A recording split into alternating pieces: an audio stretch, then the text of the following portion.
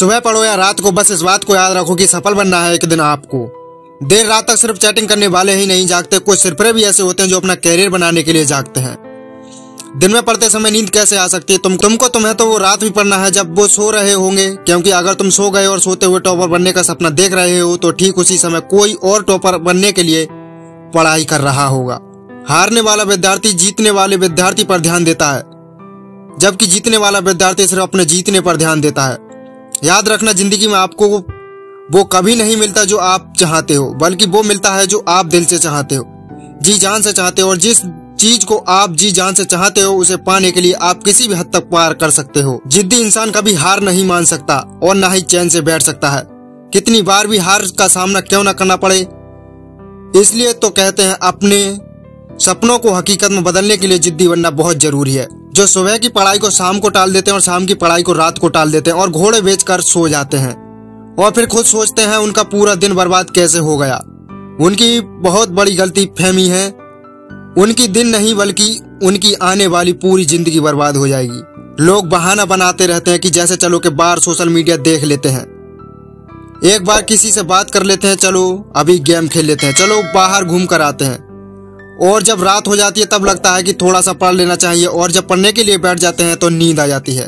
दिन भर अपने बेतुके कामों को करने के लिए सबसे पहले पढ़ाई क्यों नहीं की? तुमने उसे अपने पूरे दिन भर में आखिरी काम बना रखा है। ये टाइम पास करने वाली चीजें तुम्हारा भविष्य नहीं बना सकती। दोस्तों, आपके आसपास वाले लोगों की सैलरी क्या है और ये बात डिसाइड करेगी कि आपके भविष्य में आपकी सैलरी कितनी होगी। किसी महान इंसान ने कहा है, तुम्हें अपने दोस्तों के बारे में बताओ और मैं तुम्हें इसी से तुम्हारा भविष्य बता दूंगा। और आप अपना जीवन में कितना आगे बढ़ोगे ये इसी पर निर्धारित होता है कि आप किसके साथ उठते बैठते हो। इसलिए बुरे लोगों का साथ छोड़ो और अच्छे लोगों के साथ रहो जो तुम्हें पढ़ाई करने के लिए मोटिवेट करें। रुकावट आएंगी, संदेह करने वाले भी होंगे, गलतियां भी होंगी, लेकिन कड़ी मेहनत करने के सामने कोई ऐसी सीमा नहीं होगी जिसे आप छुपा ना सको। ये बात याद रखना कि कुछ भी नहीं मिलता दुनिया में मेहनत के बगैर। अपना साया भी मुझे धूप में आने पर ही मिला। जब हम बड़े हो जाते हैं तब हमें पेंसिल के बदले पेन दिया जाता है ताकि हम समझ जाएं कि अब हमारी गलतियों को मिटाना इतना आसान नहीं होगा। इसलिए ऐसी कोई भी गलती मत करना जिससे तुम्हारा भविष्य बर्बाद हो जाए, क्योंकि फिर बाद में रोने के सिवाय और तुम कुछ नहीं कर पाओगे।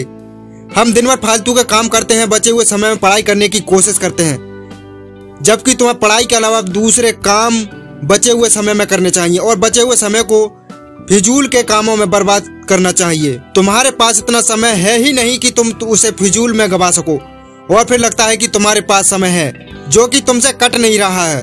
तो कोई अच्छी सी किताब पढ़ो, किसी अच्छी सी किताब का ऑडियो समरी सुन लो।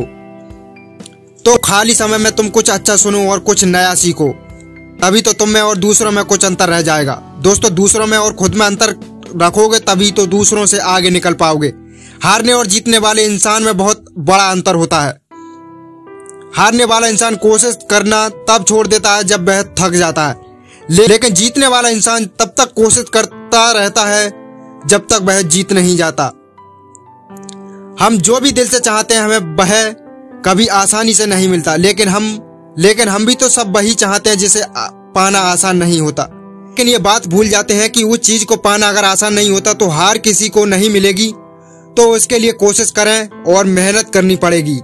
और इसी कोशिश और मेहनत की पहली सीढ़ी होती है पढ़ाई, जो आपको करनी है पूरे दिल से ताकि आप अपने मंजिल के सफर पर और आगे बढ़ सको।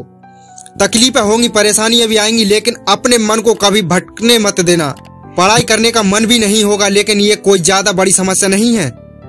ये सबके साथ होता है, लेकिन सब इन समस्याओं से हार मान जाते हैं, इसलिए पीछे रह जाते हैं। लेकिन आपको हार नहीं माननी है, आपको जीतना है, सबसे आगे निकलना है और सबसे बेहतर करना है।